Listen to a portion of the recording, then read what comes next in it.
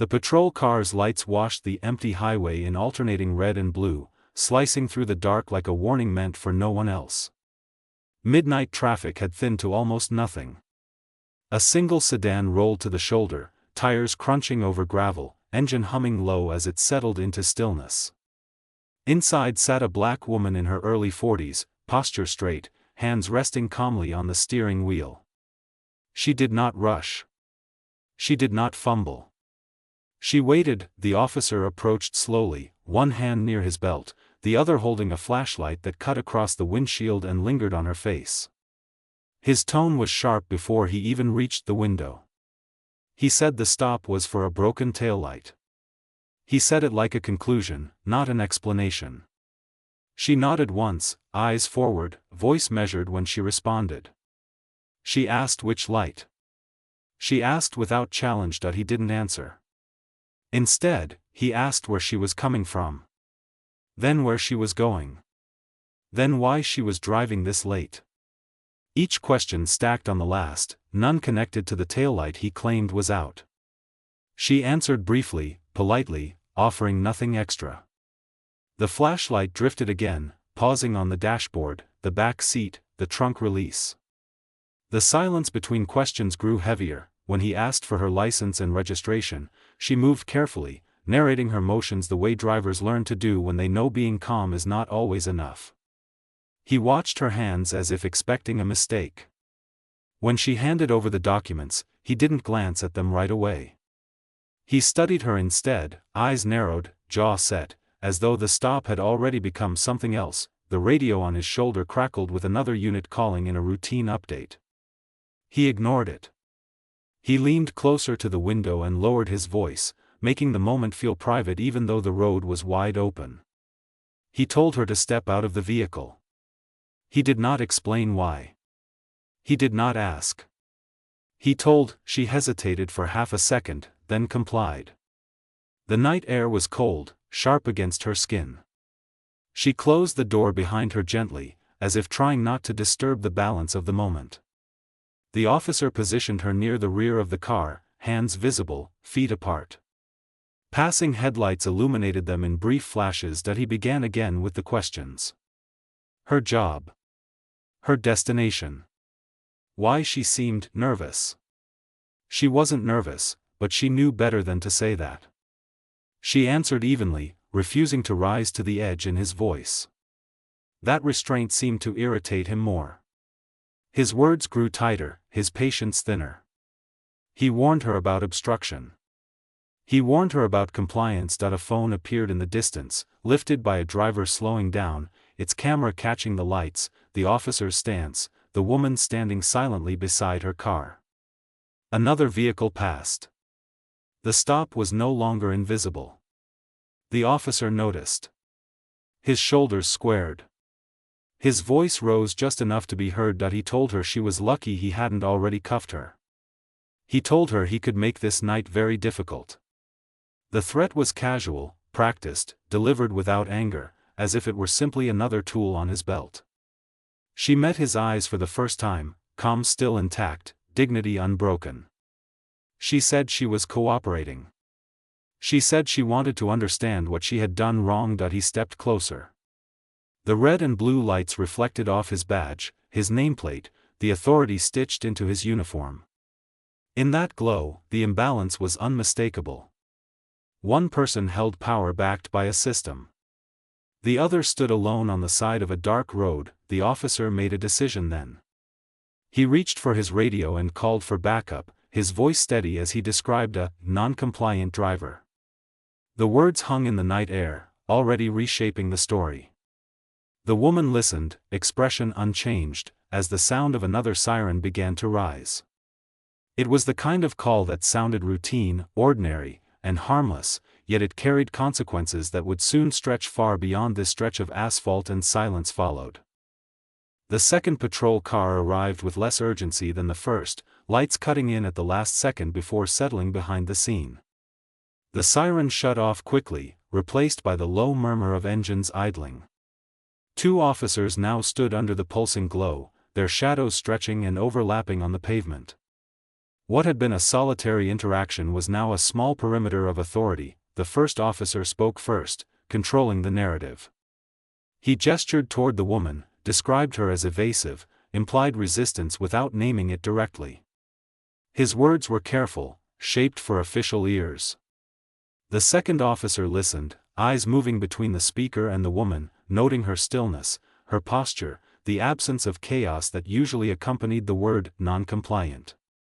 The woman remained silent while they talked about her as if she were not there. When she was finally addressed, the questions came faster. Why she hesitated earlier. Why she was driving alone. Why her answers sounded rehearsed.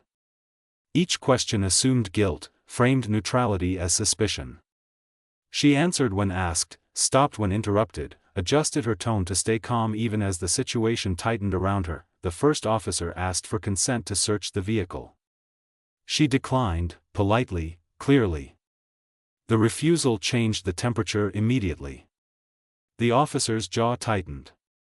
He stepped away, spoke quietly to his partner, then returned with a different posture, less conversational, more procedural.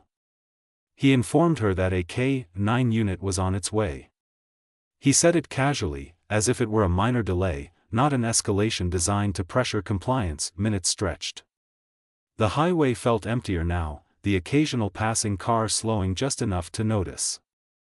More phones appeared, screens glowing briefly before disappearing into the dark.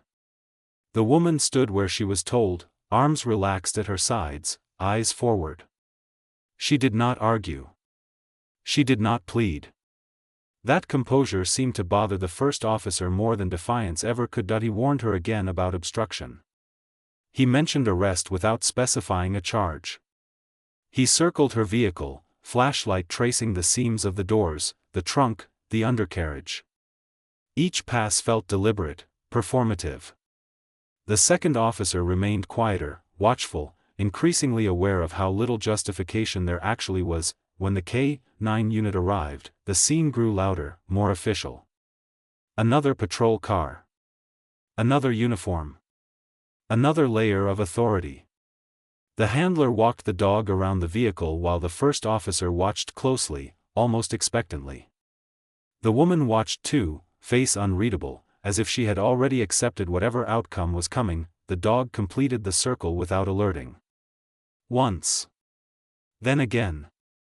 Nothing. The handler shrugged slightly and said so out loud. The absence of confirmation created a brief, uncomfortable pause. The first officer filled it quickly. He claimed the dog's behavior was ambiguous. He said that was enough. The search began anyway. Doors opened. The trunk lifted. Glove compartment emptied. Personal items were moved, examined, set aside without care. The woman was told to stay back. She complied. Her face tightened only once, briefly, when a box was opened and closed too roughly. She said nothing. The search turned up nothing. No contraband. No reason. No justification. The silence that followed was heavier than the questions before. The second officer shifted his weight, glanced at the handler, then back at the first officer. There was an unspoken acknowledgement forming, one that could not yet be voiced. The first officer straightened, visibly frustrated. He changed tactics. He cited the original taillight again, now insisting it was clearly out. He wrote slowly, deliberately, as if trying to reclaim control through paperwork. The woman waited. She did not interrupt. She did not ask for leniency. When he finally handed over the citation, his voice carried a warning. He told her to fix the light immediately. He told her to consider herself lucky. He told her that next time, things might not go so smoothly. The words were meant to land as a final assertion of dominance. She took the paper and looked at it briefly. Then she looked up at him, calm still unbroken. She thanked him. Not sarcastically. Not emotionally. Just evenly. The moment unsettled him more than anger would have. As she returned to her car, one of the bystanders called out, asking if she was okay. She nodded once. The engine started. The car pulled back onto the highway, disappearing into the dark as if the night were swallowing the evidence of what had just happened, but the evidence was already moving, phones lowered. Videos uploaded.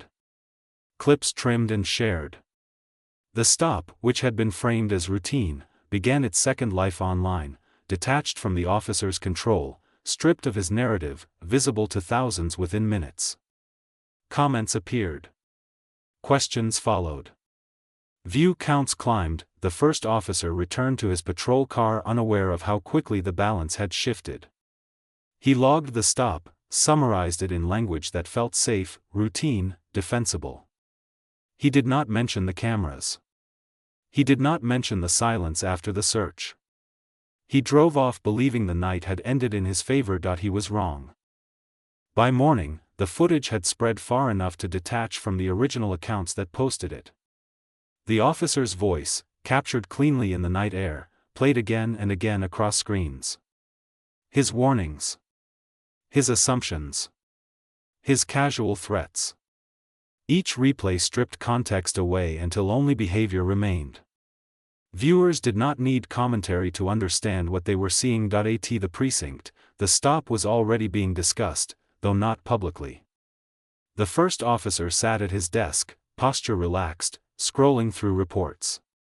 To him, the night had been ordinary. A stop. A refusal. A search.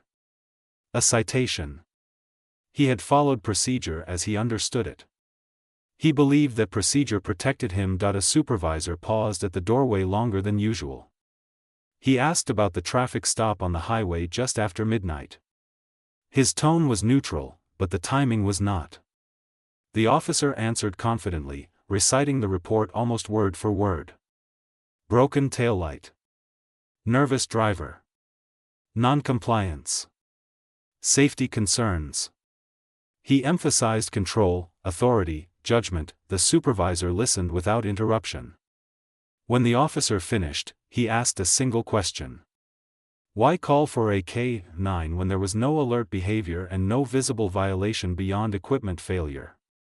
The officer responded quickly, rehearsed, pointing to discretion, training, instinct. He spoke as if those words were shields. By noon, the video had reached local news producers.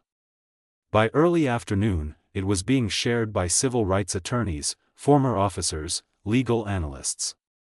The language used to describe the stop sharpened. Pretext. Escalation without cause. Threat-based compliance. Each phrase landed heavier than the last. Inside the department, authority closed ranks. A brief internal review was announced. The officer was told not to comment publicly. He was reassured that these things blew over. That viral attention faded. That policy language was flexible enough to withstand scrutiny. That reassurance allowed the behavior to continue elsewhere. On a different shift, a different road, another stop unfolded with the same patterns. Questions detached from violations. Tone escalating before cause. Compliance demanded, not earned. The system repeated itself quietly, confident in its own insulation, but this case resisted fading. The woman from the stop had not spoken publicly. She had not given interviews. She had not posted statements. That absence became part of the pressure. Analysts focused on the footage alone. On what was said. On what was done. On what was missing. A legal expert paused the video frame by frame during a televised segment. He pointed out the moment consent was denied. The moment the justification shifted. The moment the K-9 failed to alert. The moment the search proceeded anyway. He used the officer's own training manuals as reference. Authority was being measured against its own rules. The department issued a short statement. It affirmed commitment to public safety. It emphasized ongoing review. It avoided specifics. The language was smooth, familiar, deliberately non-committal. It was meant to calm. Instead, it sharpened attention. Requests for body camera footage multiplied. So did demands for the radio logs. Civil rights groups filed formal complaints citing procedural abuse. Journalists requested the officer's complaint history. That history, once buried in internal files, began to surface through public records requests. Patterns emerged. Stops that began with minor violations and ended with searches. Reports that used identical phrasing. Complaints that were marked unsubstantiated without explanation. The authority that once felt singular now looked systemic. The officer noticed the shift first in small ways. A colleague avoided eye contact. A supervisor delayed approval on a routine request. His name appeared in emails he was not copied on. The insulation he trusted thinned quietly. When he was called into an internal affairs interview, he expected procedure. He expected formality. He did not expect the tone. Calm. Methodical. Unemotional. The investigator did not accuse. He asked questions and waited. He played clips from the video without commentary. He compared them to policy language on the table between them. Each comparison removed a layer of certainty. Why was the driver described as non-compliant when she followed all commands? Why was a threat of arrest issued without charge? Why was the K-9 search continued after no alert? Why was the report phrased to imply danger where none appeared? The officer responded defensively at first. He cited experience. He cited instinct. He cited safety. But each answer was met with another clip, another line from the policy manual, another pause that forced reflection without offering relief. Outside the room, the department's leadership faced a different pressure. Community leaders requested meetings.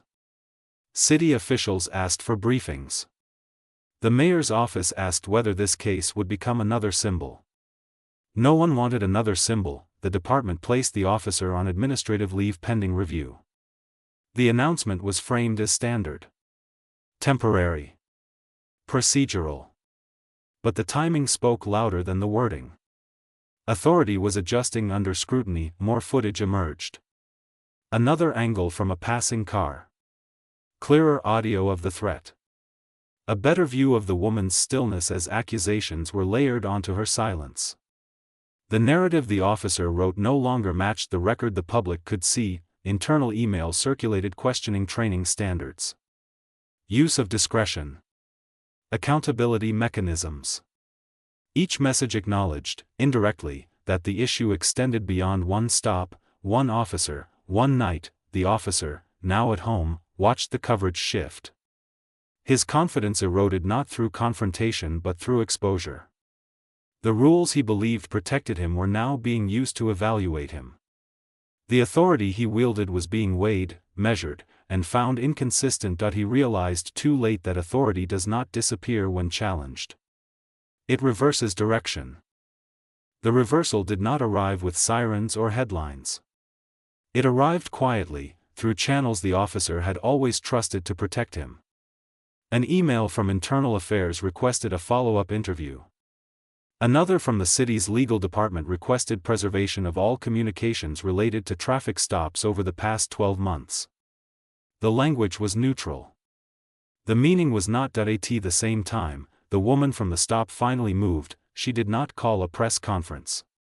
She did not release a statement. She made one phone call from an office that did not appear on any public directory. The call lasted less than 3 minutes. She identified herself by name only. She referenced the date, time, and location of the stop. She requested confirmation that the footage circulating online matched departmental records. The response on the other end shifted immediately. Titles were exchanged. Protocols activated. The call was transferred twice without explanation. When it ended, a secure message had already been sent to a federal liaison assigned to the region. Within hours, a sealed request for cooperation reached the department's leadership. It did not accuse. It did not threaten. It informed. The woman involved in the traffic stop was a federal employee operating under classified clearance. Her travel that night had been work-related. Her composure was not coincidence. It was training. The request was simple. Preserve all evidence. Do not interfere. Do not brief the officer. The department complied. The officer learned of the shift indirectly. His attorney called earlier than expected, voice controlled but urgent. There was now federal interest. Not oversight. Interest. The difference mattered. Federal interest did not fade with public attention. It expanded quietly until resistance became impractical. A second interview was scheduled. This time, the room included more than internal affairs. A man in a plain suit sat at the table, badge placed carefully on the surface between them. No agency name was spoken aloud. It didn't need to be. The officer answered questions again. The same questions. This time, his words sounded different even to himself. Less certain. More conditional. He noticed the pauses were longer. The silence more deliberate. When clips were replayed, no one framed them as mistakes. They were framed as decisions. At one point, the plainclothed man asked a single question that had nothing to do with policy. Why did you feel threatened? The officer hesitated. He searched for language that had always worked before. Behavior.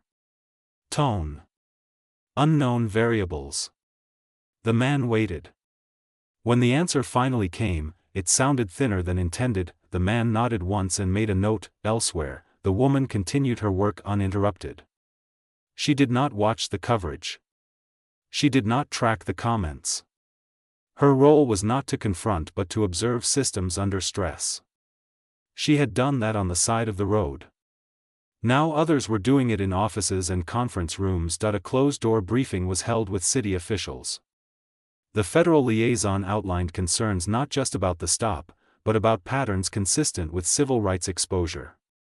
The language remained measured. The implications were not. Funding reviews. Consent decrees. Oversight committees. The kinds of words departments avoided. Leadership began to distance itself from the officer's original report. Statements were revised. Timelines clarified. What had once been defended as discretion was now described as deviation. The public learned only fragments. Reports of federal coordination. Mentions of classified employment. Speculation filled the gaps, but the core fact cut through clearly. The woman had never been powerless. She had simply chosen not to reveal her authority at the roadside. That restraint reframed everything. The footage was rewatched with new understanding. Her calm was no longer read as fear. It was read as control. Her silence was no longer submission. It was documentation. Each threat recorded. Each assumption allowed to stand unchallenged until it could be evaluated in the proper arena. The officer's badge, once a symbol of final authority in the moment, now appeared small against the larger structure he had unknowingly engaged. His power had depended on anonymity, on the belief that the person in front of him was limited to that moment and that road. He had been wrong. The department placed him on unpaid leave pending the outcome of the expanded investigation. This time, the announcement named procedural violations explicitly. The tone shifted from defensive to corrective. The city council scheduled hearings. Training protocols were frozen for review. Behind closed doors, the officer was informed that federal agencies would not intervene publicly unless necessary.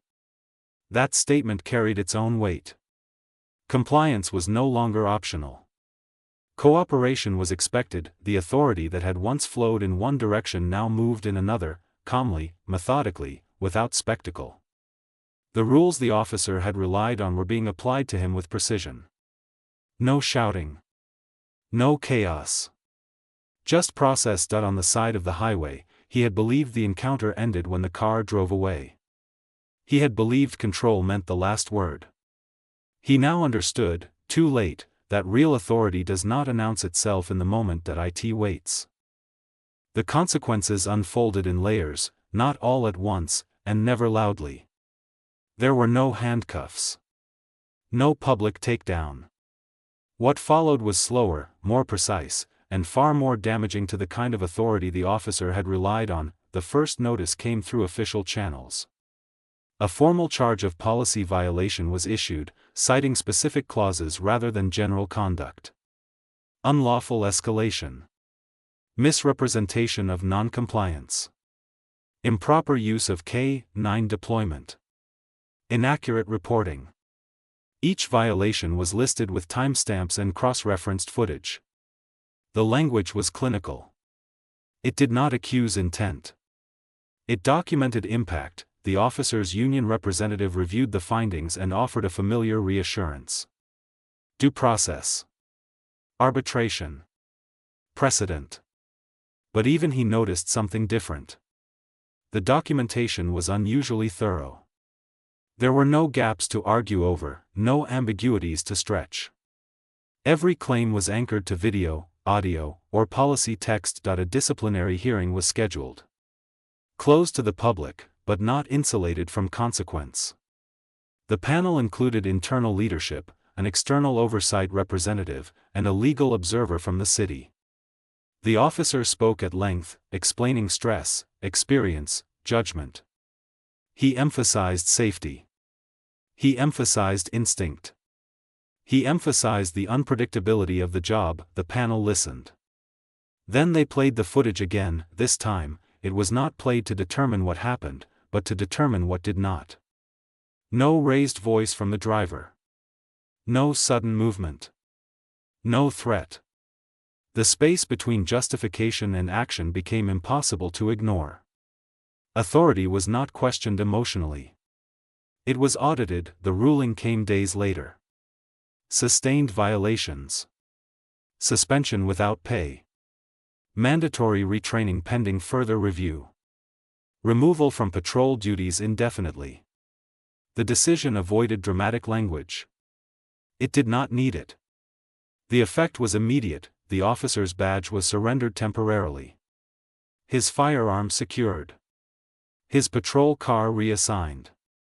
These actions were framed as procedural, but within the department they carried a clear message. Trust had been interrupted. That interruption spread outward. Journalists obtained confirmation of the disciplinary action through public records. Headlines sharpened. Officer disciplined after viral traffic stop. Federal coordination confirmed.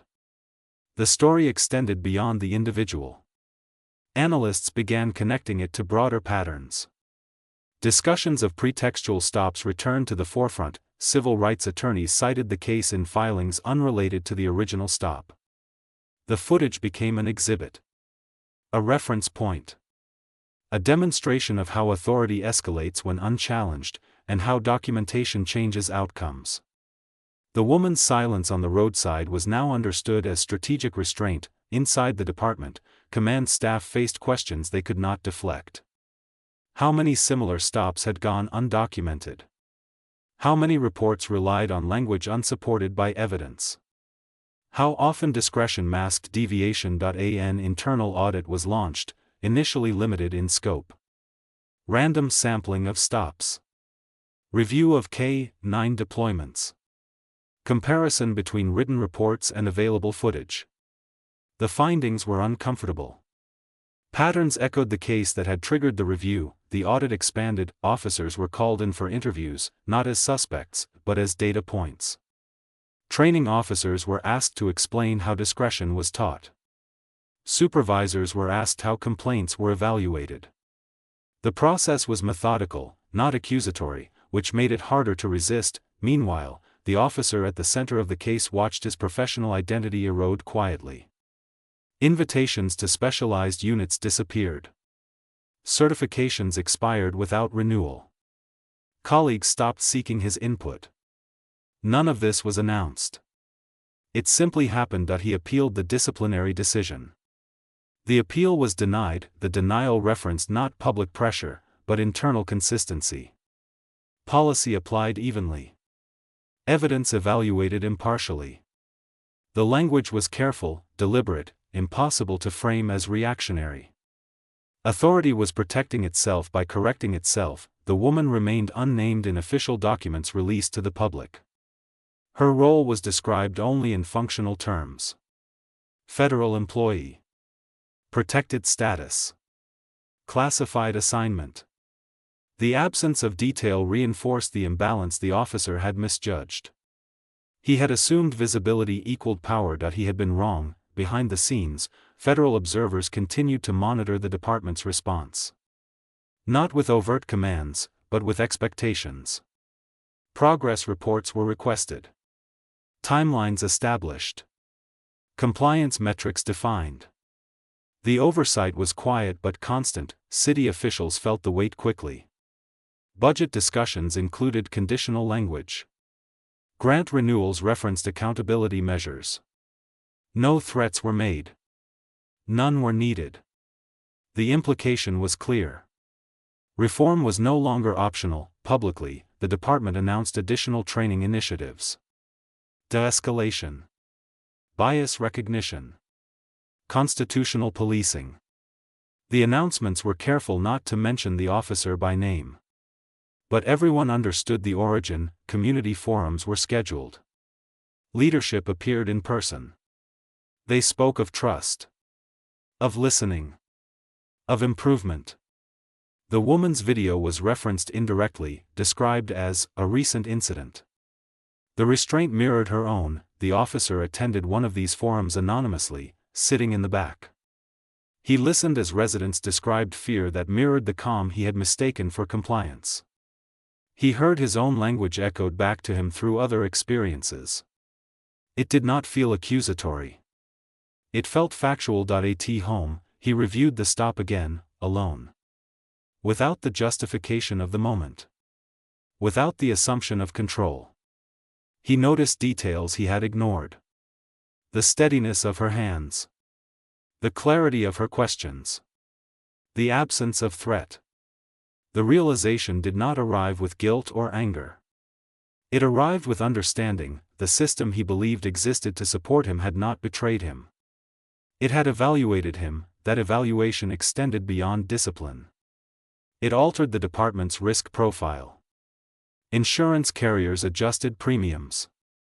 Legal counsel revised advisories. Supervisors became more cautious about endorsing aggressive tactics without clear cause. The ripple effects moved outward. Months after the stop, a formal report was released summarizing the audit's findings. It acknowledged deficiencies. It outlined corrective measures. It committed to ongoing oversight. The language avoided assigning blame to individuals, but the catalyst was unmistakable. The woman read the report once. She did not comment publicly. Her objective had never been public reckoning. It had been institutional response. That response was now documented. The officer was offered a path forward. Conditional reinstatement after retraining. Probationary monitoring. Regular evaluations. The opportunity was framed as reform, not redemption. The choice was his. He accepted. The acceptance did not restore his former authority. It redefined it. He returned to duty months later, not as a symbol of control, but as an example of scrutiny. His actions were watched more closely. His reports reviewed more carefully. The insulation was gone. That loss of insulation was the consequence that mattered most. The system adjusted, not because it was forced, but because it had been observed accurately. The woman's authority had never been about power over the officer. It had been about clarity within the system. On the side of the road, she had allowed him to act. In offices and hearings, that action had spoken for itself. Authority had not been taken from him violently or publicly. It had been recalibrated. That recalibration would not make headlines. It would make policy. The reform did not arrive as a single announcement or sweeping decree. It arrived through adjustments that, taken together, changed how authority moved inside the department. Each change was framed as refinement, but the cumulative effect was structural. Training protocols were rewritten first. Not replaced, but reweighted. Discretion was no longer taught as instinct alone. It was tied explicitly to articulable cause. Scenario training began emphasizing restraint over control, documentation over dominance. Instructors paused simulations not to correct outcomes, but to question assumptions made too early. Body camera policy followed. Activation requirements were expanded. Supervisory review thresholds lowered. Randomized audits introduced. Officers learned quickly that footage was no longer a safeguard only when things went right. It was now a mirror used routinely, regardless of outcome. K-9 deployment standards were tightened. Alerts required clearer documentation. Handlers were separated from initiating officers during review to prevent narrative contamination. What had once been described loosely as ambiguous behavior was now defined precisely, leaving less room for interpretation after the fact. Reporting language changed as well. Templates were updated to discourage conclusory terms like suspicious without supporting detail. Officers were instructed to describe behavior before assigning meaning. Supervisors returned reports for revision more often, not as punishment, but as correction. The paperwork slowed. Accuracy improved. An external oversight committee was formalized. Its authority was limited but consistent. Quarterly reviews. Pattern analysis. Public summaries stripped of operational detail but clear in trend. The presence alone altered behavior. Authority behaves differently when it knows it will be examined calmly and repeatedly. The department's relationship with the community shifted subtly. Forums became less performative. Questions were answered with process instead of reassurance. When concerns were raised, they were logged, tracked, and followed up. Not every complaint resulted in discipline, but every complaint resulted in record. The officer who had initiated the stop participated in the retraining alongside others. He was not singled out. He was not exempt. Instructors did not reference his case directly, but the scenarios mirrored it closely. He recognized them immediately. During one exercise, he paused before escalating a simulated stop. The hesitation was brief, almost imperceptible, but it was new. He articulated his reasoning out loud, as required. The instructor nodded and moved on. The change was noted without comment. Leadership reported progress to city officials and federal observers. Metrics improved. Complaints declined modestly. Documentation quality increased. The updates were factual, restrained, designed to demonstrate compliance rather than transformation. That was enough. Federal interest receded, not withdrawn, but satisfied. Oversight remained in place, quieter now, more distant. The department had adjusted its trajectory. It no longer required immediate correction. The woman's role concluded without ceremony. Her name never appeared in public records. Her involvement was referenced only in closed reports as external verification. The system had responded to observation, not exposure. Months later, another traffic stop occurred on the same stretch of highway. Different officer. Different driver. Similar circumstances. The stop ended quickly. No escalation. No search. The interaction barely registered beyond routine. That absence of incident was the reform's real measure. Inside the department, authority recalibrated itself.